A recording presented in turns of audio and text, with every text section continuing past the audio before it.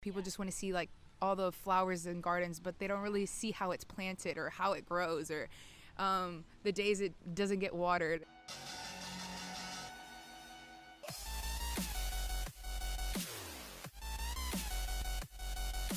Thank you guys for tuning in. We are now on Spotify, Apple Music, iHeartRadio. So be sure to check us out and leave a 5-star review.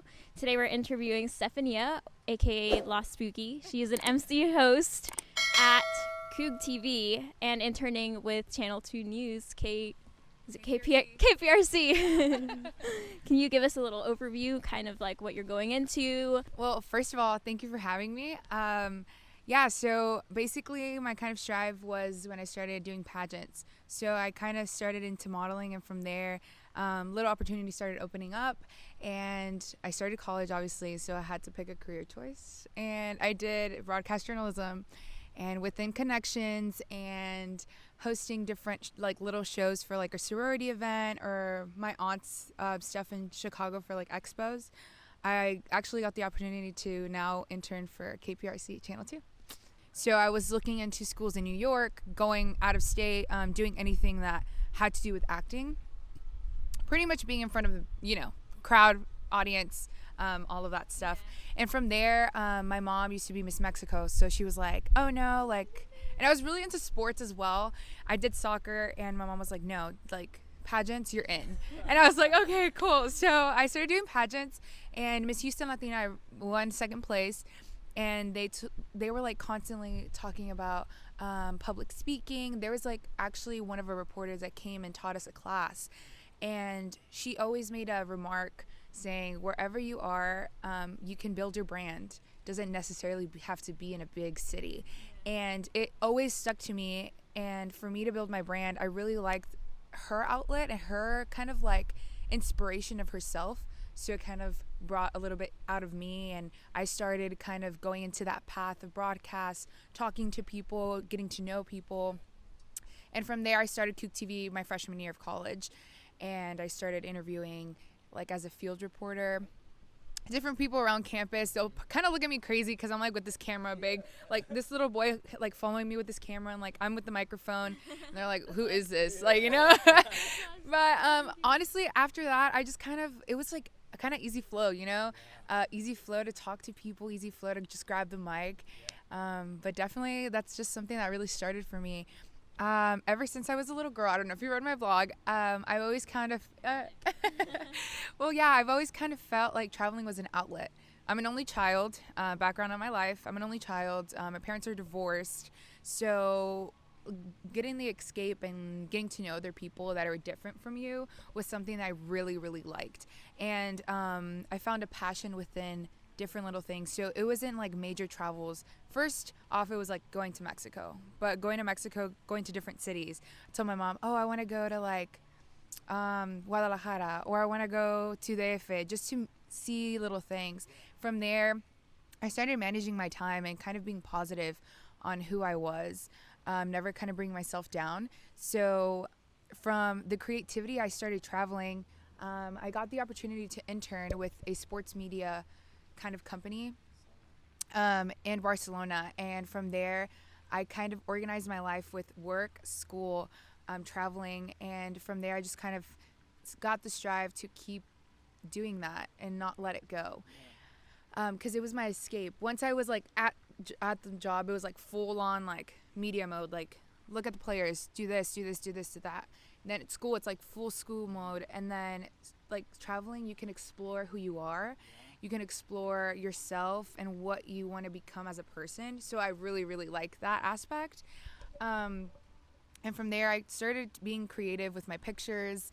I'm always that person to grab the camera. I'm like, no, higher angle, lower angle, this angle, just because I like to get the naturalness of the backgrounds of where I am, not just myself. Like I don't know if you ever noticed, I never post selfies. I have maybe like one selfie on my whole entire feed.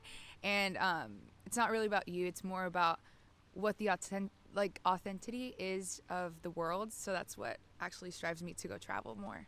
So it's kind of like you have little different switches in your mind. For me, it's kind of like I have like a row of like different lightings. Like just imagine like a light room, and that switch is like you only turn on one at a time, or unless you're in a different like a multimedia production setting, like where you have to turn on your sports mode, your traveling, your experience mode, and have them all turned on. But for me, it's like I live in the moment. So if it's life in general, I turn on my life mode where I enjoy where I am. I enjoy like the people I'm talking to. It's not more so of what's next. But I feel like giving your full potential to something gives you more as a person and more to life. And it gives you more things. So I've learned that because I used to be that person to turn on all my switches and just, half do something and half do this way, or take 18 hours and like never sleep, because I've done it in the past. And I get like a C in class. I'm so tired. After the semester, I'm drained. All I want to do is sleep and eat. And you don't really give your full attention to something you really are passionate about. So I just say turn on the switch you really want at that moment, and then turn them all off and dedicate yourself to that particular thing until you accomplish that thing. Turn it off for a little bit and turn your life one on, your travel one on, and just kind of, balance out your life. In your vlog post that I read about your traveling, so I'm a firm believer that there's no easy way out, and most people ask me like, well, does this make good money? Is this like a good success like path for me? And I'm like, honestly, anything that you put hard work into is gonna benefit you. So can you elaborate more? I think what you said, it was if you're here for like easy tips, that's the wrong mentality. Can you elaborate on that? So this goes into like personal aspects of my life. I honestly have struggled. Like my parents are divorced. My mental health has turned a twist. I don't know if you read my blog. I almost got kidnapped in Spain while I was traveling, and doing the things you love sometimes takes a toll, like a 360 complete toll. But you have to,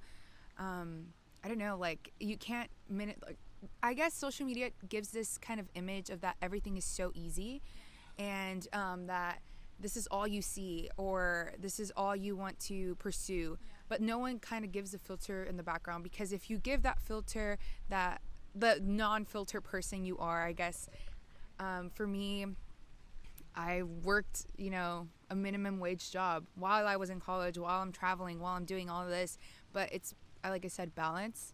And not an easy way out is knowing how to control those 360s of your life is something that a lot of people don't know how to understand. Or they post like, I used to be one of them. I'm not being a hypocrite. I would post like super sad like tweets, or like I'm super depressed, blah, blah, blah, for like attention. And people would literally be like, oh girl, this girl's depressed. Like, I don't even know how she's doing it. But now that I stopped and backed off and kind of reevaluated my thoughts of just myself, I can now give those full turn on switches instead of halfwaying it, like going back to what I said. But yeah, that's honestly why it's not an easy way out. Just people don't understand that. People just want to see like all the flowers and gardens, but they don't really see how it's planted or how it grows, or the days it doesn't get watered, if I say it in a metaphor, but yeah, that's how it is. Also, I saw that you went to Spring Awakening and Freaky Deaky. Oh, yeah. Do you go to festivals often? Yes, I love festivals, and I saw you listen to EDM, and I was so excited to meet you. I was like, she listens to EDM. Yeah. But a thing that I wanted to touch on, one of your posts said that you were taking a break from blogging and vlogging to do things that make you happy. And for me, sometimes whenever I go to these festivals and I vlog, it takes away from the experience a little bit. So is that kind of why? Because now you're focusing on other things, or is it in the way? So I've been a EDM junkie ever since. Yes. My mom kind of grew that into me. So instead of like, my family's Mexican, but instead of honestly, giving that Mexican feel once you're cleaning, I was always in that EDM, BPM, like progressive house type of deal. And from there, I guess like when I posted that, I was going through a very stressful time. And a lot of people were kind of like unfollowing me and like kind of asking me like, oh, like you stopped posting YouTube videos, you stopped blogging, you stopped doing this, or you're going out less. I was going through a mental breakdown myself, so I just kind of stepped back. And what you said, like once you record things, I stopped doing that at concerts. I stopped doing that a lot because honestly, if you get to the reality of things, nobody really watches your stories. That like you've posted like 100, I don't know, like TSO videos, and like nobody's really watching. Everybody's just skipping. So I mean, I experienced it for yourself, and it gives you more of life, and that's what I mean by that switch. So I just gave myself a mental break and.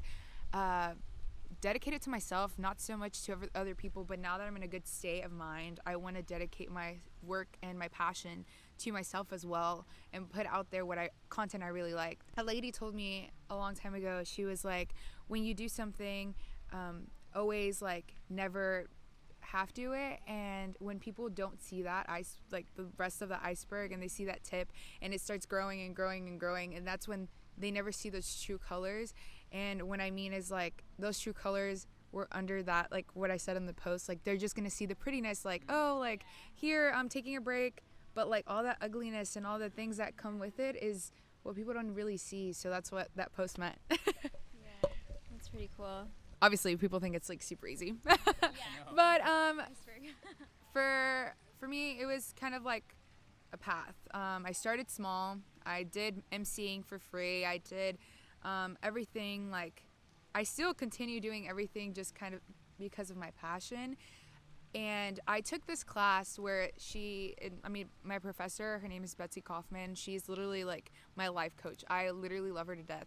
She told me something very, very, very like memorable, and it kind of like triggers me every day. She said there's going to be people out there that are more motivated and that will do things more likely for free than you are. Yes. So never ever kind of have this set goal that you're better than everybody else. So for me, I applied everywhere. Like I'm talking about every single local station, radio station, stations all over the country, out of the country, and honestly I've gotten maybe 30 rejection letters where I've set in my emails like, thank you for applying, thank you for applying, thank you for applying, and I'm just crying and like, oh my god, am I ever gonna get a job?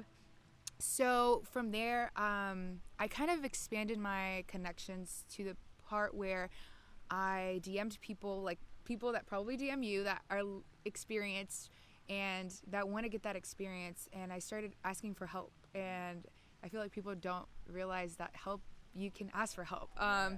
So I asked for help on a guy that used to work for KPRC, and he gave me the connection like, hey, email this guy, like I interned for them before. I did.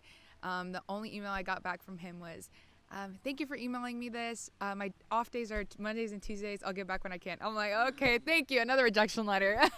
But no. And then I started kind of researching other places because I was really passionate about getting this job. And I was like, I have to find a way. So I was constantly emailing the producer, the intern person, and all that. And I waited and waited and waited until the last day of like the callbacks were like Thursday, I believe.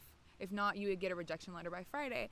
And from there, the process, they called me and did an interview. I actually met up with a guy from KPRC named Stephania Martinez.